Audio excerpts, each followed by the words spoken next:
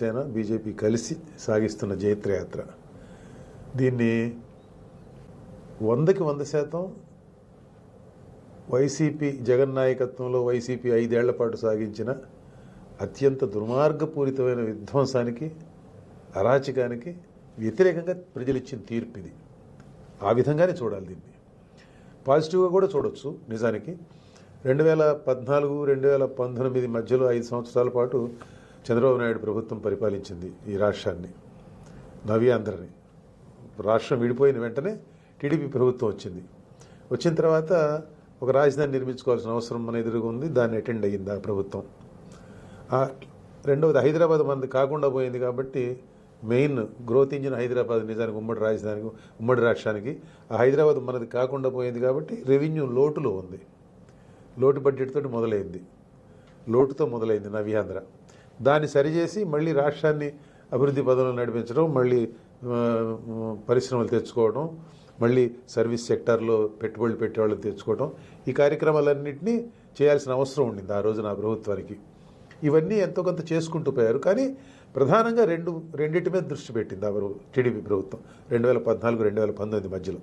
అదేంటంటే, మొదటిది అమరావతి, రాజధానిగా అమరావతి నిర్మాణం, ఒక గ్రీన్ సిటీ, ఒక జైగాంటిక్ సిటీ నిర్మించి దాన్నే గ్రోత్ ఇంజిన్గా నడిపిద్దామని చెప్పి చూశారు ఆయన.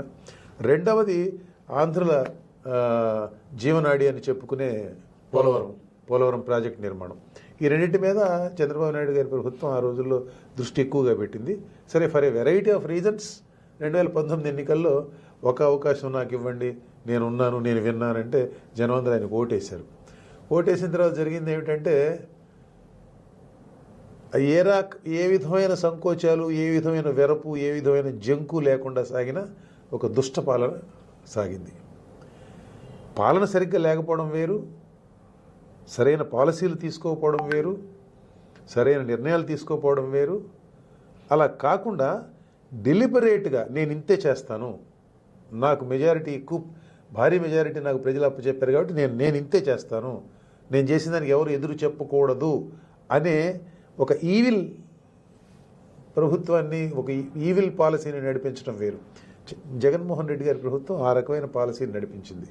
అది చూసిన తర్వాత ప్రజలకి ఓహో, మేము తప్పు చేశాం అనేది అర్థమైంది. ఈ రాష్ట్రాన్ని అభివృద్ధి పదంలో నడిపించాలంటే చంద్రబాబు నాయుడే నడిపించగలడు. ఇప్పుడున్న నాయకుల్లో ఆయనకు ఒకటికే విజన్ ఉంది. ఆ విజన్ ప్రకారం తిరిగి మళ్ళీ రాష్ట్రాన్ని అభివృద్ధి బాట పట్టించాలంటే ఆయన కావాలి అనే ఓటు కూడా ఇందులో ఉంది అని మనం రీడ్ చేయొచ్చు. ఈ 5 సంవత్సరాల విధ్వంసకర పాలన సాగిన తీరు పరాకాష్ఠగా కోర్టులు, మేము ఒక నిర్ణయం ప్రకటిస్తే కోర్టులకి ఏం పని, కోర్టులు మా నిర్ణయాన్ని తిరగదొట్టడం ఏంటి, మమ్మల్ని కట్టడి చేయటం ఏంటి, ఎంత సాహసం కోర్టులకి అనేలాంటి పరిస్థితి, ఆ బరితెగింపు, దాన్ని ఎలా చూడాలి సార్? మొదటి నుంచి జగన్మోహన్ రెడ్డి ప్రభుత్వం వాళ్ళు తీసుకున్న వైఖరి ఏమిటంటే, 175 స్థానాలకు గాను, టోటల్గా ఉన్న 175 స్థానాలకు గాను 151 స్థానాలు మాకు ఇచ్చారు కాబట్టి ప్రజలు, అంటే ఎప్పుడు గతంలో ఏనాడు లేనటువంటి మ్యాండేట్ మాకు ఇచ్చారు కాబట్టి, ఈ మ్యాండేట్ని ఈ తరహా మ్యాండేట్ మాకు వచ్చింది కాబట్టి మేము ఏమి చేసినా సరే, ఏమి చెప్పినా సరే మాకు దానికి ఎవరు ఎదురు చెప్పకూడదు అనే ఒక మైండ్ సెట్లోకి వెళ్ళిపోయారు వాళ్ళు. అంటే నియంత పాలన, ఉత్తర కొరియా టైప్ అనుకోవచ్చు. అదే టైప్ ఆ టైపులోకి వెళ్ళిపోయారు. అది మీకు చాలా ఎర్లీగానే కనపడింది. ఓకే, ఎక్కడ కనపడిందంటే, కరోనా కారణంగా, కోవిడ్ కారణంగా స్థానిక ఎన్నికల్ని రాష్ట్ర ఎన్నికల కమిషన్ నిమ్మగడ్డ రమేష్ కుమార్ ఉన్నారు అప్పుడు, ఆయన వాయిదా వేశారు.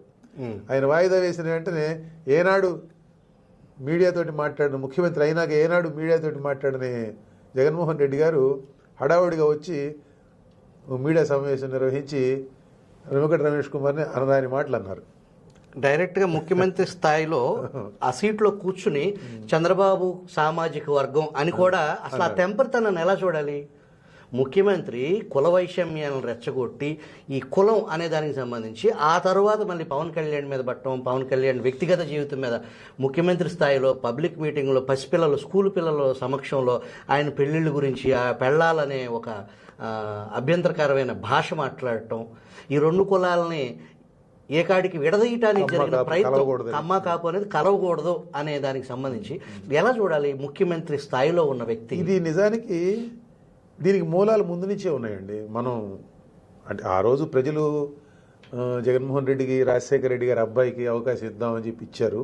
రకరకాల కారణాలు ఉన్నాయి దాని వెనుక, ఆ విజయం వెనుక ఇచ్చారు. కానీ వాస్తవానికి లోపల ఉన్న కారణం ఏంటంటే జనం చూడడంలో ఫెయిల్ అయింది ఏంటంటే, ఆ రోజున కమ్మ సామాజిక వర్గానికి, కమ్మ కులానికి వ్యతిరేకంగా మిగతా కులాల మొత్తాన్ని ఆయన ఏకం చేయగలిగాడు. ఒక కమ్మ ద్వేషాన్ని, ఒక ఫీలింగ్ని ఆంధ్రప్రదేశ్లో ఆయన దాన్ని చాప కింద నీరులాగా పంపగలిగాడు. అది వాళ్ళ స్ట్రాటజీ యాక్చువల్గా. అది అంటే వాళ్ళు ఒక పథకం ప్రకారం చేసిన పని అది. ఆ పని చేస్తే మిగతా కులాల ఓట్లు మనకి, మెజారిటీ ఓట్లు మనకు వస్తాయి అని అనుకొని ఆనాడు ప్రశాంత్ కిషోర్ నాయకత్వంలో ఉన్న ఐప్యాక్ అనే సంస్థ దీన్ని చాలా ఎంఫటిక్గా, చాలా పద్ధతి ప్రకారం, మెథాడికల్గా సోషల్ మీడియా సహాయంతో దీన్ని ప్రజల్లోకి తీసుకెళ్లారు. దాన్ని ఈయన ముఖ్యమంత్రి అయిన తర్వాత కూడా దాని కొనసాగింపు నడిచింది రాష్ట్రంలో.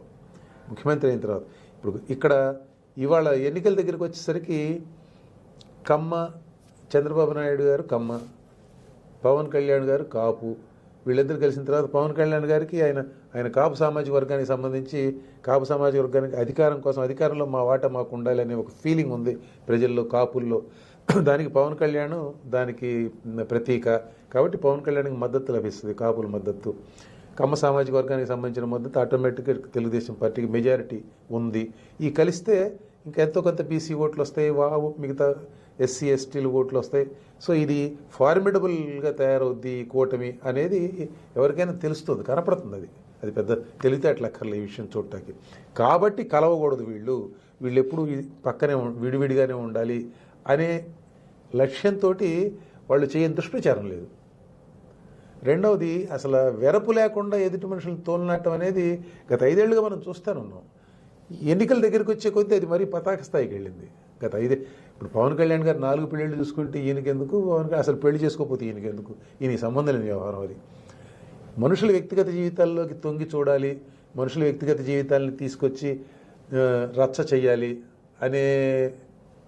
అనే ఒక ఆ ట్రెండ్ అనేది ఉంది చూసారా, అది ముందు నుంచి ఉంది. అది యాక్చువల్గా అధికారంలోకి వచ్చిన తర్వాత వాళ్ళకి కొంత రెస్పాన్సిబిలిటీ రావాలి, బాధ్యత రావాలి. మనం రాజ్యాంగం మీద ప్రమాణం చేసి వచ్చాము, మనం ఒక పెద్ద ముఖ్యమంత్రి అనే పదవిలో ఉన్నాం. మనం 10 మందికి మనం మార్గదర్శకంగా ఉండాలి, మనం 10 మందికి రోల్ మోడల్గా ఉండాలి, యువత మనల్ని చూసి నేర్చుకోవాలి, ఇన్స్పైర్ కావాలి. ఇటువంటి ఎవరికి వస్తాయి? ఆ తరహా జీవితాన్ని ఎస్పైర్ చేసే వాళ్ళకి ఈ తరహా ఆలోచనలు వస్తాయి.